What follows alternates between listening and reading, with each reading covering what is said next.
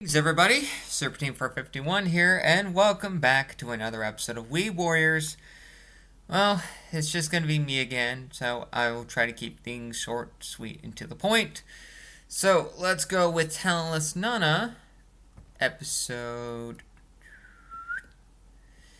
9, Survival of the Fittest. So, this episode essentially begins after the cliffhanger of the previous episode. And Kyoya, after a couple mind games from Nana, between Nana and him, pretty much got halted, and she just pulled a Hail Mary strategy, albeit risky. It worked out in her favor. And then she ends up meeting the last of the class that happened 5 years ago, eventually in the episode, a man named Jin, who has the ability to transform to other talented individuals, or just folks in general, or anything, like cats, bird, and, well, anything he came into contact with. And, as we learned after the conversation that Nana had with him and she tried to kill his ass, he came back saying, "Oh, I came back from the dead because I have the abilities of those I've copied. I can mimic. So I can heal myself. I can freeze you in place. I'm invincible. I can just do a whole litany of things." Which puts our girl in a very precarious situation. I mean, the politics and well, not really politics, but the mind games and strategy in this show, it's fucking crazy. On top of that, let's get to other sorts of mind games. Moriarty the Patriot, Episode 8, A Study in S, Act 1. This episode focuses on Sherlock meeting Watson and having to deal with his landlord, Miss Hudson, just nagging him until Sherlock gets arrested for something he didn't do. Essentially, a bullheaded assistant investigator thinks it's Holmes because his name was written right beside the victim. It's like, yep, you're implicated, you're going to jail. Can't wait to see you rot in prison, essentially. And Sherlock's like, "No, take me to the crime scene, Lestrade. I need to see this. I'm your consulting detective." And we figure out a few things.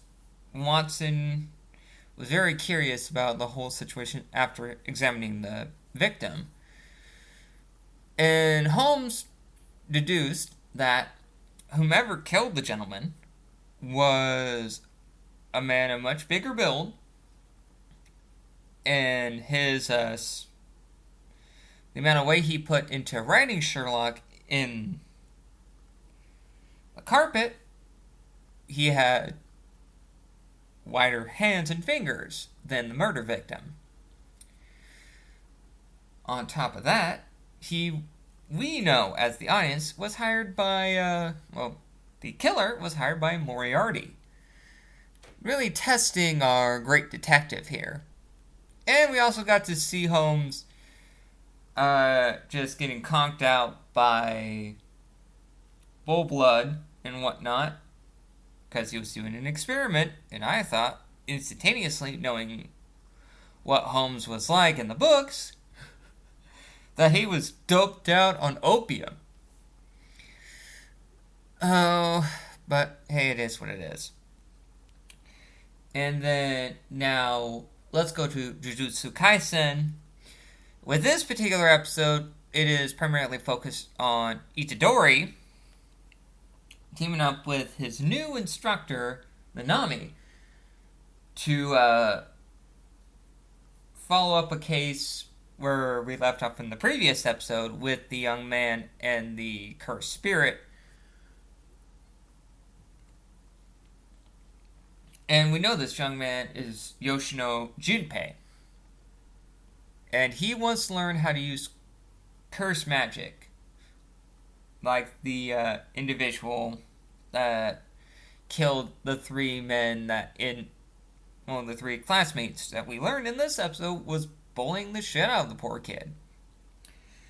And we got to see the extent of Nanami's abilities, how he can pretty much find a critical area and take him out that way. And we also find out that the cursed spirits that they initially fought at the movie theater or like the arcade area were humans turned into cursed spirits. But these individuals were dead before they were turned into monsters.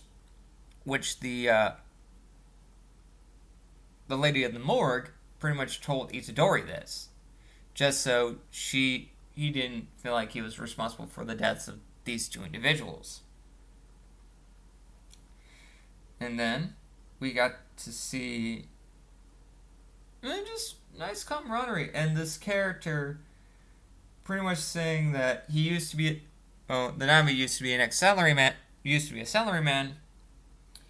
and he thought work life was shit, sorcerer life was shit, so I might as well do the thing that I'm good at, which is being a sorcerer.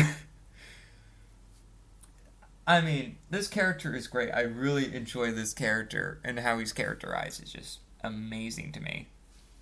Plus, his glasses are baller as shit. Now, let's go to Tonikawa, where we talk about Nasa and Tsukasa losing their apartment and ultimately finding residency thanks to his kohai offering up a place that's by the bathhouse that was connected to her family. Her oldest sister finds out that NASA is married, and it breaks her heart a little, and she tries to go into the usual anime diatribe like, oh, I was going to go and do this flashback, and then her mom was like, nope, shooting this down, cut your hair and just go off doing other shit. And then, it was just a funny gag, and I loved it. And the rest of the episode was just wholesome bullshit. And this man getting really antsy in the bra and panty section of a store. I mean, I've been into bra and panty stores before with my female family members. Sure, it was embarrassing when I was a young man, but now that I've gotten older and primarily raised by my mother, I'm like nonplussed about the issue. I'm like, hey, it's just underwear, fam. It is what it is. Now let's go to Noblesse. In this episode, we get to meet Regius's grandfather, who is the head of his clan, or head of his and Sarah's clan. And we get to learn more about Frankenstein's backstory and Raziel's backstory, too. I mean, from the looks of it, this episode in particular, it's going to be a multi-parter, exploring the history between Frankenstein and Raziel, how they ultimately ended up where they are in Japan now. And we got to learn more about, like, the culture of where Raziel and Frankenstein were originally from. And I'm really into that. I mean, I thought, like I said before, this show was slower than balls, but I'm beginning to really enjoy it. Crazy, I know. And finally, let's just get to Danmachi Season 3, where the Hestia Familia, by episode's end, begin to help out the Xanos to go back into the dungeon. But the Loki Familia and the Ganesha Familia are pretty much keeping the kibosh on it. And Finn himself, thanks to Hermes explaining, wants to get rid of all the monsters because of something due to his past. And Finn is one of the most intelligent members, and why he's the head. Well, he's like the head of the Loki Familia, and that's why Loki has him at the head, because he's an intelligent man who could get the job done and deduce what everyone was going to do.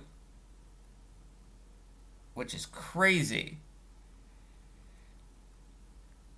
And also the citizenry pretty much ostracizing Bell after, at the beginning of the episode, Ikelos was shipped off and exiled.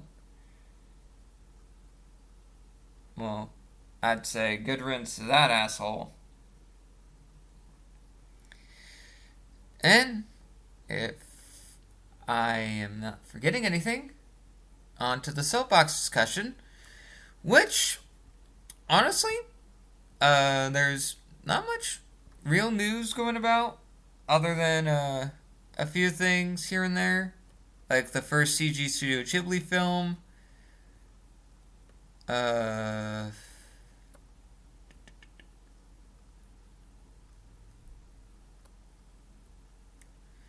Sentai Filmworks is going to be doing one dub here eventually.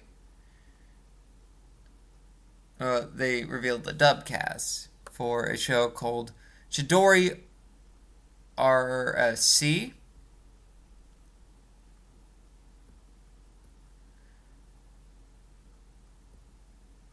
But other than that, there's not much in the grand scheme of things, to be perfectly frank with all y'all. Most things are just very slow. And you know what? I'm okay with that. I will just say I am looking forward to what is going to come down across the road.